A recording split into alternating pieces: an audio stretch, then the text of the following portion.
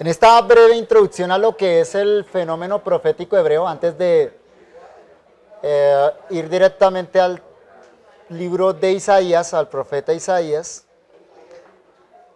en primera instancia consideramos la relación profeta y Dios. Ahora vamos a considerar la relación profeta con él mismo, el profeta y su personalidad. El primero era el profeta y su Dios.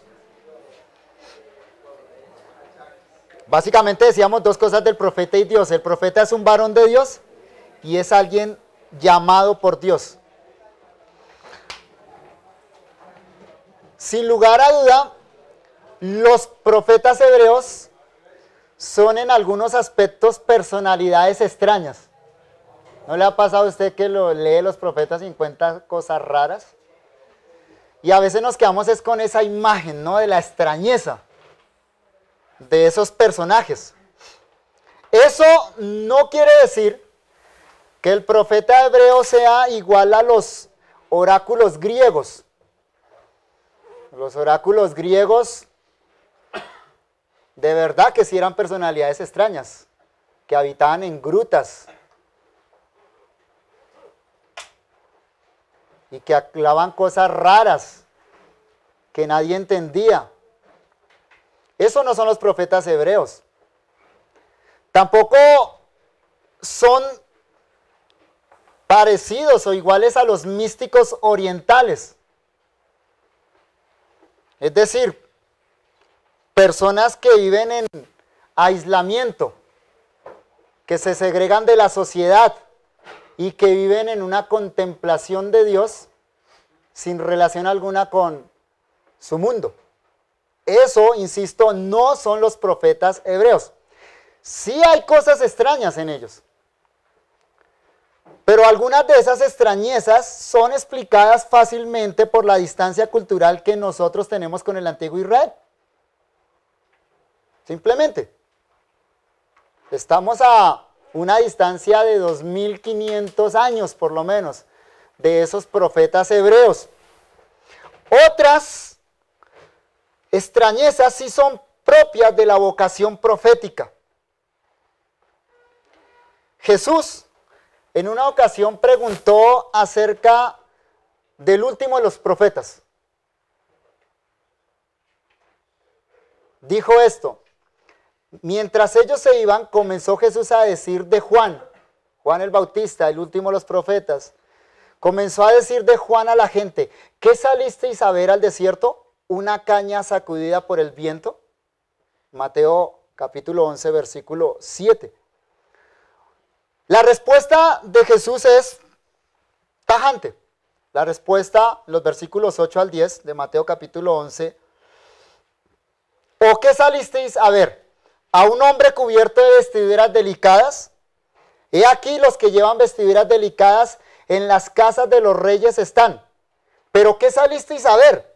¿A un profeta? Sí, os digo, y más que profeta, porque este es de quien está escrito: he aquí yo envío mis mensajeros delante de tu faz, el cual preparará tu camino delante de ti. Una cita mezclada de Isaías y de Malaquías. O sea que ahí Jesús reconoce cierta extrañeza en la figura del profeta, pero deja en claro que esa extrañeza no es algo que indique que es un extraterrestre.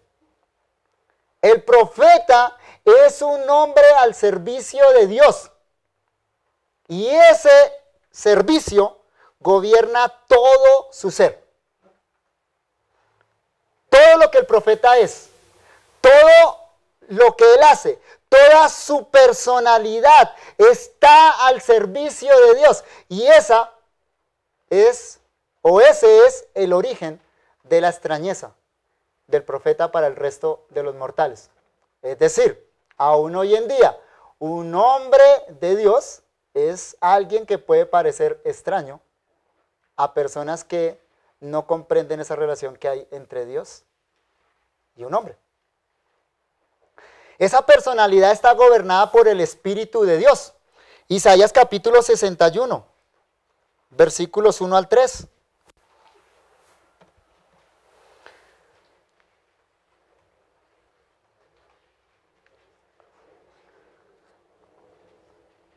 Y cuando leemos estos 3 versículos, si usted hágase una pregunta, ¿de quién habla el profeta? Bueno, en su contexto histórico. Isaías 61, 1 al 3. El Espíritu de Jehová, el Señor, está sobre mí, porque me ungió Jehová. Me ha enviado a predicar buenas nuevas a los abatidos, a vendar a los quebrantados de corazón, a publicar libertad a los cautivos y a los presos apertura de la cárcel, a proclamar el año de la buena voluntad de Jehová y el día de la venganza del Dios nuestro, a consolar a todos los enlutados, a ordenar que a los afligidos de Sión se les dé gloria en lugar de ceniza, óleo de gozo en lugar de luto, manto de alegría en lugar del espíritu angustiado. Y serán llamados árboles de justicia, plantío de Jehová, para gloria suya. ¿De quién habla el profeta ahí? Cuando dice el Espíritu de Jehová, el Señor está sobre mí, y me ungió para, y empieza a escribir todo la envergadura de su ministerio. Claro, este texto es citado en el Nuevo Testamento. Jesús mismo, nuestro Salvador, se lo apropia a él. ¿Cierto? Allá en la sinagoga de Nazaret se lo apropia. O sea que el cumplimiento final de este texto se halla en el Mesías, en Cristo el Mesías. Sobre él reposó el Espíritu de Jehová para realizar la obra de Jehová. Pero cuando Isaías pronuncia estas palabras, primeramente, ¿a quién se refiere? Muy seguramente se está refiriendo a él mismo. Ahora, note la extrañeza de este hombre. O sea, ¿qué es lo diferente de este hombre con relación al resto de los mortales? El Espíritu de Jehová está sobre mí. Ahora, eso a veces puede tomar acontecimientos raros y extraños, ¿no? Como en el caso de Elías y Eliseo, que pueden ser arrebatados en algún momento, quitados del lugar donde están. Pero en la mayoría de los casos no suceden esas cosas tan extraordinarias, pero sí entonces ese gobierno de Dios a través de su Espíritu en el profeta hace que el profeta tenga un comportamiento que parece extraño a sus contemporáneos. Expresiones similares nosotros las encontramos, por ejemplo, en Ezequiel capítulo 1, versículo 3, en un lenguaje diferente, pero es básicamente lo mismo. Ezequiel 1:3.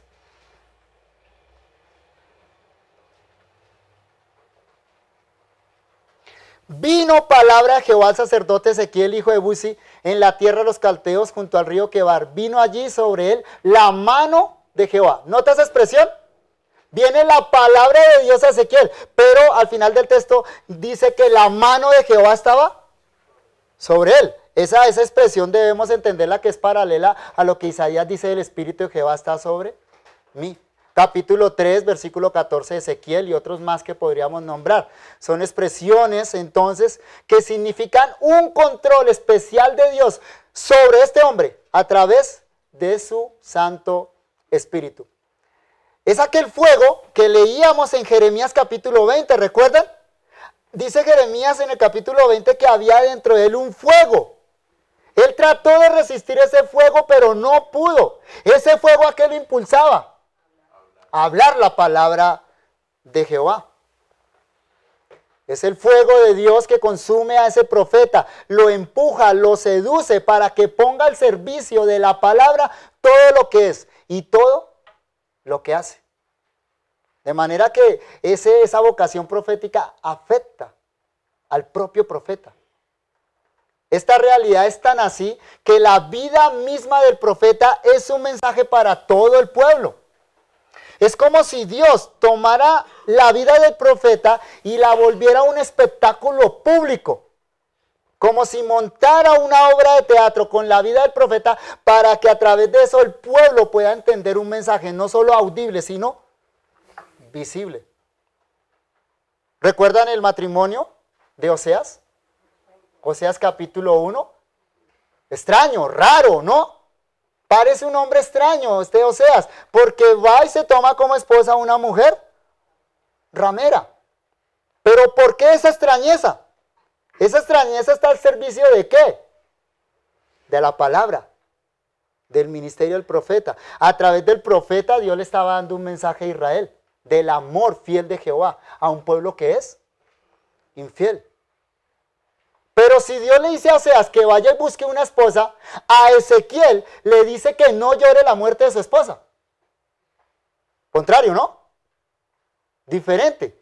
A uno le dice, ve y toma una esposa, al otro le dice, no llores por la muerte de tu esposa. Ezequiel capítulo 24, versículo 16 en adelante. Muere la esposa de Ezequiel, Dios le dice, no llores, ni use luto por la muerte de tu esposa, porque esa extrañeza. La extrañeza otra vez está al servicio de la palabra. Es porque Dios quiere mostrarle al pueblo que no va a llorar cuando los castigue. Así como Ezequiel no va a llorar cuando muera su esposa. ¿Por qué la diferencia? Contextos históricos diferentes, situaciones diferentes en el pueblo de Dios. Jeremías compra una propiedad en una ciudad que está condenada al destierro. Estoy viviendo en Armenia hace 2 años y medio y la gente me cuenta que después del terremoto de Armenia, los predios los regalaban. Ahorita no se podía comprar predios en Armenia ni en el Quindío. Ya, claro, pasaron 18 años, 19 años del terremoto, ya nadie se acuerda, entonces ahora están cobrando la tierra cara. Pero en el momento del terremoto, todo el mundo quería vender al precio que fuera sus propiedades. Jeremías está presenciando el cautiverio babilonio, está viendo cómo su pueblo está siendo llevado al cautiverio, cómo Jerusalén está cercada, está en un asedio terrible, está al punto, los muros están al punto de caer, y Dios le dice a Jeremías, Jeremías, compra una propiedad. Extraño, ¿no? Raro. Jeremías capítulo 32, para que tengan referencia. ¿Por qué? Porque esa compra que hace Jeremías en una ciudad que está condenada a la destrucción, invita a la fe en la reconstrucción futura de Jerusalén.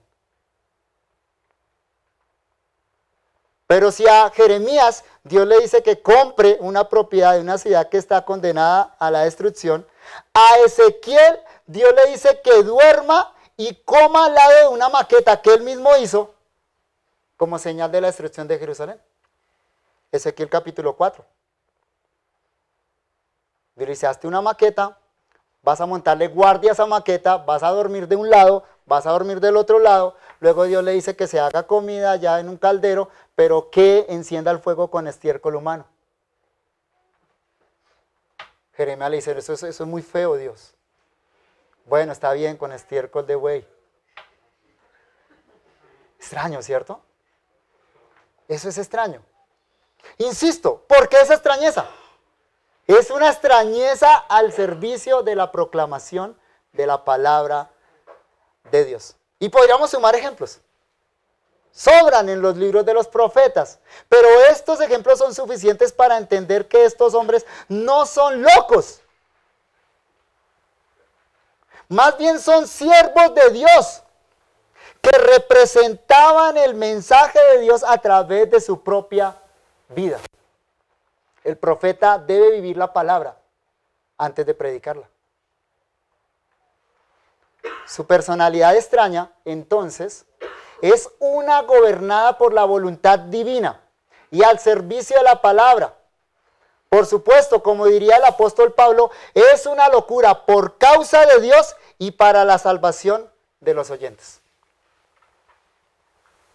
Porque si estamos locos, dice Pablo, escucha estas palabras, porque si estamos locos, a Pablo lo consideran loco, porque si estamos locos es para Dios y somos cuerdos para vosotros. Repito entonces, es una locura por causa de Dios y para la salvación de los oyentes. O sea, el profeta quiere abrir los oídos del pueblo de la forma que sea. Y para eso pone al servicio su propia vida. Consideremos ahora al profeta y su familia. Lo primero es la relación profeta y Dios, la segunda es profeta y él mismo. Observamos cómo el llamado profético afecta a la personalidad del profeta, pero obviamente al afectar al profeta debe afectar también a su familia.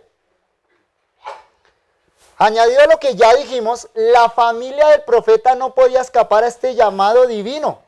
Si el llamado era el profeta, a él fue el que el Señor envió a la predicación, su familia está involucrada en ese llamado. Es inevitable. Isaías es el mejor ejemplo de esto. Y él nos lo confiesa en su libro. Capítulo 8, versículo 18. Isaías 8, 18.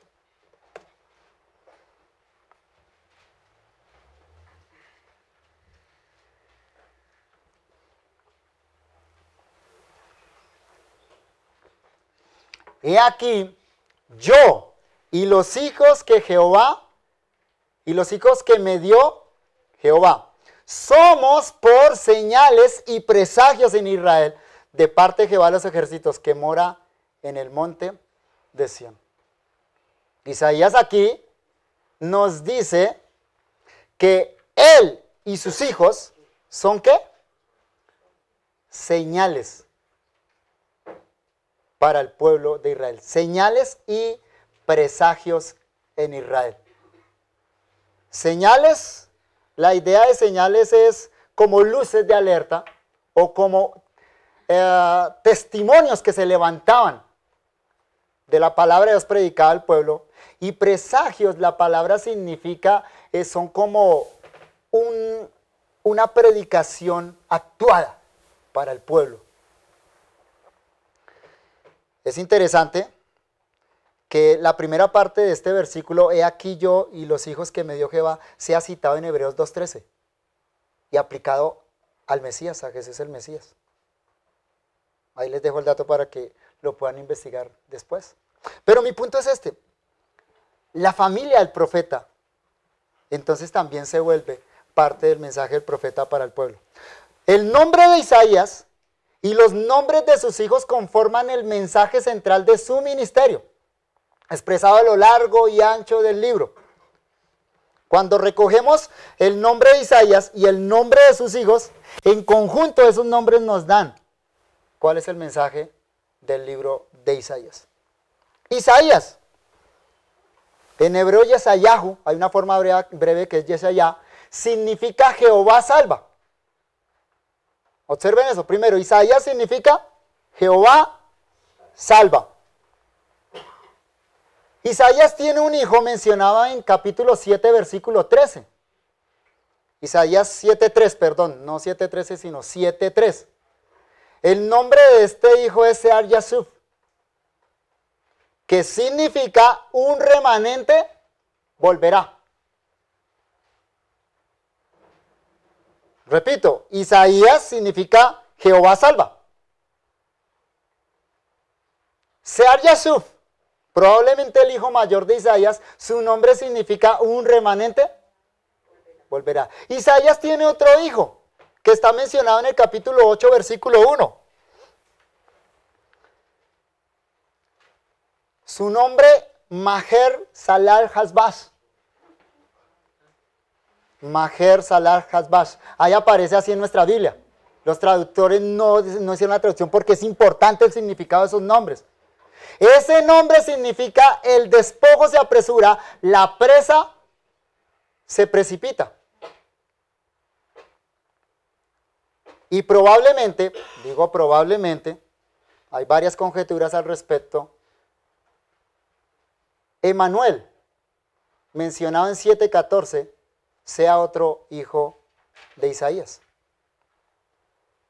Emanuel, Immanuel en hebreo, significa Dios con nosotros. Reúna estos significados, reúna los nombres de Isaías con sus hijos, y usted tiene el mensaje central del libro de Isaías.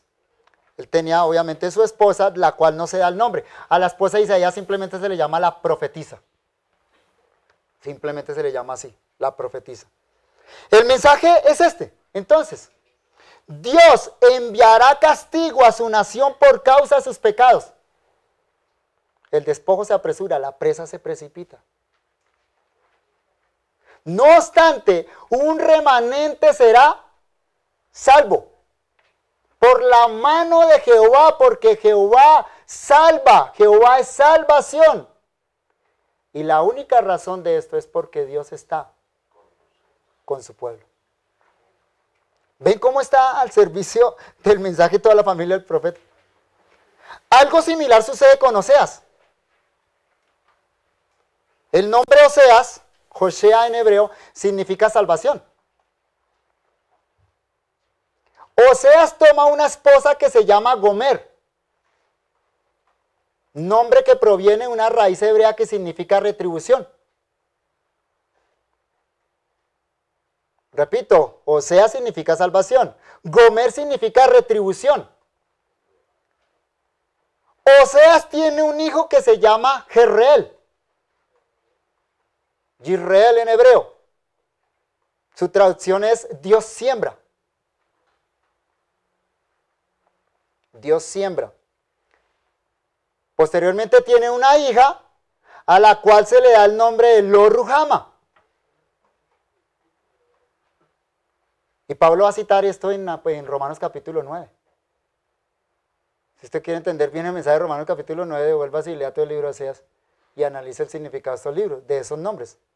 Lo-Ruhama significa no compadecida. No compadecida. Y hay un tercer hijo de Oseas, Lo-Ami. Lo-Ami, que significa no pueblo mío. No pueblo mío. Todo este relato de Oseas, su esposa y sus hijos está en el capítulo 1 del libro, como introducción al libro.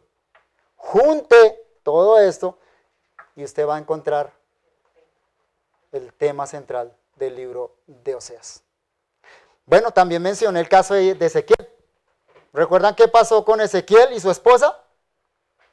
Muere la esposa de Ezequiel y Dios le dice, no llores por ella. Esto nos ayuda a confirmar que el profeta no era un hombre salido de la realidad. ¿Observan? O sea, tiene esposa e hijos. ¿Qué más real que eso? O sea, ¿qué mejor forma de mostrar que estos vivían la vida de cualquier otro israelita? Que mostrar que tenían esposas e hijos. Hacían una vida común y corriente. Tienen familia, viven una vida como cualquier otro israelita. ¿Qué es lo particular en el profeta entonces? Lo particular en el profeta es que en su ministerio, en virtud de su llamamiento, su familia está involucrada en esto. Eso es lo particular del profeta. Era imposible para el profeta huir a esa realidad.